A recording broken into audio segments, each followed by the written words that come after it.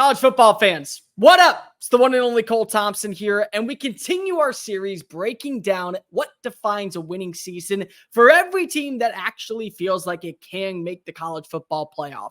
And today, we head down to Magnolia State, where Ole Miss is not only built to compete alongside Alabama, Georgia, LSU, and almost any other team for an SEC title, but this might be the year where finally the Rebels can actually compete for a national championship. But still, what defines a winning season for Lane Kiffin headed into a perennial year 5? Let's go ahead and discuss. But if you're new here, welcome on into the channel. Make sure that you like the video, hit the ring notification. That way you don't miss a single episode of Just Saying It. Leave a comment down below. What defines a winning season in your mind for Ole Miss? And hit subscribe because we're talking college football every single day leading up to week 1 and well into the 2024 chaotic season. Make sure that you tell your friends, your family, your mortal enemies, best of bros, college football fans, SEC faithful, and of course the Ole Miss Rebel community about this channel because we're on the race to become not only the #1 college football show on YouTube, but also the #1 college football community right here on YouTube.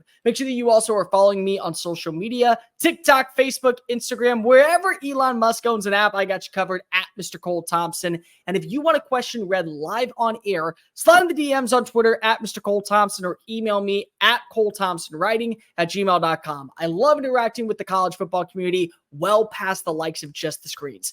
So what does define a winning season for Ole Miss? Last year, they went 11-2. They beat up on Penn State. They felt like they were a team that actually was almost close enough to hit their stride, and they only lost 2 games. And it was to the 2 teams that, once again, found themselves in Atlanta, Alabama, and Georgia. And after both games, you heard the way that Lane Kiffin was very direct, very open and honest, talking about where this team has to improve.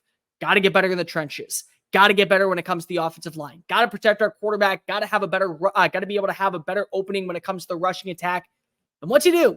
Well, he goes on, he adds in different players via the portal, guys who can be difference makers from the jump. Certainly a Chris Paul from Arkansas, a Logan Diggs whenever he's healthy from LSU. Juice Wells could actually be the squeeze that's needed across the middle of the field for this passing attack.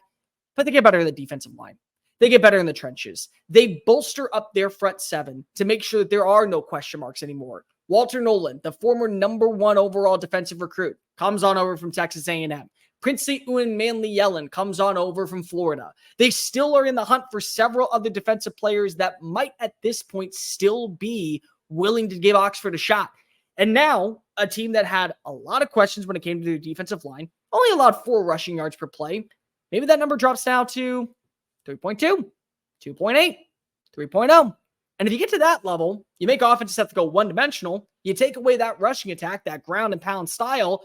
Well, if your secondary can take that necessary jump forward with a lot of newcomers and a lot of veterans, you feel really good about this team. Offensively, there's not going to be that many question marks. Jackson Dart is back for yet another year, his 3rd season and final season for the Rebels. Made it very clear this is his Jordan year. He wants to have the last dance, and sometimes one domino falls, the rest just come right behind. Caden Priestcorn, back in the saddle. Trey Harris, back in the saddle. Jordan Watkins, back in the saddle. Already mentioned Juice Wells. They get back Henry Parrish Jr. Now, many of you guys may have forgotten that Henry Parrish Jr. was part of that team that went 10-3 with Matt Corral. He went to Miami, led the team in rushing back-to-back years, felt very good, averaged about 5.2 yards per play, kept a great relationship with Kevin Smith, kept a great relationship with Lane Kiffin. This is a team that now has questions that have been answered. They feel like a roster that can actually compete alongside Alabama. They want to play Alabama. That's a blessing in disguise. You want to know who else they want to play?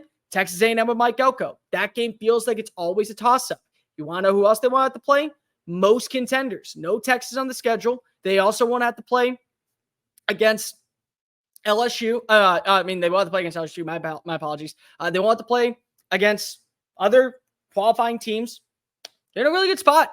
You really look top to bottom at where this roster is. Even the games of where you think are toss-ups, games against my apologies, UGA, games against Oklahoma, they're both in Oxford. That's a massive win, in my opinion. Yeah, you got to go travel to Tiger Stadium, but maybe LSU's defense is a hit and miss. Maybe LSU's defense doesn't make that next step forward. And we're talking about the Tigers as the similar team that we did in 2024. That's the way I view Ole Miss right now. That's the way I view their schedule. So what defines a winning season? To me, it's the college football playoff. They're too good. They're too good top to bottom to be able to say that they are not a top 12 team. If you were to look at my preseason rankings going into the year, that drops tomorrow morning, so make sure you hit subscribe and come back for that. I have Ole Miss in my top 5, and it's very hard for me not to put them in my top 4. They're that well equipped. They're that talented on offense. They fix their flaws defensively. They feel like a team that has found its rhythm and its inertia, and they have a great coach at the top of the list. You put Lane Kiffin at any other university right now, we are hyping up him as the next great name, alongside the Steve Sarkisians, alongside the Ryan Days, alongside the Brian Kellys. You want to know why we don't talk about him in the same light as everyone else? Number one, he had a failed experiment whenever he was at USC, whenever he was at Tennessee. But he regrouped, he revamped, and he's out of school like Ole Miss. Ole Miss isn't known for anything. Most of the time, they're just a team that is a pit stop on the way to glory. That includes coaches in the process. But sometimes you just fall in love with the community, you fall in love with where you are, and because of it, that becomes your new dream destination. And I think that could be the case for Ole Miss moving forward. If Lane isn't offered a certain criteria job that hits his stride, why leave a great situation? You always know that you're going to have great money in the transfer portal. You always know the Grove Collective is going to embrace you. And you also feel like right now, because of the way the contract works, you get to up your deal every offseason. So $8 million turns into $10 million. $10 million turns into $12 million. $12 million turns into $14 million. And $14 million at Ole Miss feels like a lot of money because it is. But at the same time, if you're getting to 10-2, going to college football playoffs and maybe fighting for a national championship, you're worth every penny.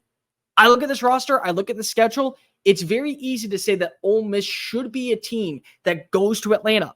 Well, it's hard to predict that, especially now with no divisions. You don't know what's going to happen. We don't know what Texas is going to look like. We don't know what Alabama is going to look like. We don't know what Georgia is going to look like. We don't know what LSU is going to look like. So I don't want to go ahead and slot them in permanent marker, but if you wrote them in pencil, you'd be not that far-fetched. You would have an opportunity. You'd have a reason to make that kind of a conversation. I like this roster. I like the way the schedule bodes in their favor. I like how they don't have one of those trap games to look forward to. LSU, Oklahoma, Arkansas, Georgia, Florida, that's their toughest part of the schedule. It's very backloaded, but you go ahead and set the tone early. You can go ahead and carry that inertia late. I think to me, if you make it to the college football playoff, you've done your job. And here's the biggest thing. You live up to every bit of negativity and notion because everyone talks about how the transfer portal hasn't worked, how you haven't been able to bring in the right recruits. Well, literally this team is scattered with only transfer portal players, a prominence of high value. And they come in, they set the tone, they show you pretty quickly, yeah, we were worth every single penny. But you know what that does? The Grove Collective is going to be paying attention to that. And then when Lane says, I need this amount of money, they're going to back up the brinks to guarantee you that you can land those type of talents. Because once you taste the sweet victory of being in the playoff, you don't ever want to go back to being another idle 7-5, 8-4 roster. But if you get to the playoff, all bets are off. I could see Ole Miss getting as high as a 5 seed. I could see them getting a first round bye if they're able to hold their own against Georgia. I could see them just sneaking in as an 11 seed. But if you're in the playoff, you get to the dozen dance. You show the college football world, we're here. We're not going away quietly. And it's a new era of the SEC, but a new era of Rebels football. You've done your job. And at that point, everything in Oxford is all about building for the future. It's culminated up to this moment. Everyone's talking about the last dance. Well, this could be the first of many playoff appearances with multiple teams in the SEC represented. I would not be shocked to see Ole Miss not only have a higher seed than just number 4, but also potentially even be a threat to make it to the national championship. Go to the playoff, win one playoff game. You overexceed expectations. Go to the playoff. I think you can say that's been a winning season in Oxford. But let me know in the comment section down below. What defines a winning season for you for the Ole Miss Rebels? Is it 10-2? Is it 11-1? Is it actually just getting the playoff, regardless of how you do so? Is it winning the SEC championship with this roster? Make sure you tell your friends, your family, your mortal enemies, best of bros, college football fans everywhere about this channel, and make sure that you hit subscribe, but also make sure that you're following me on social media at Mr. Cole Thompson. That way, conversations surrounding our favorite sport never have to stop flowing. I'm Cole Thompson. Until next time, Ole Miss fans, until next time, college football faithful, in the great words of Tom Petty, take it easy.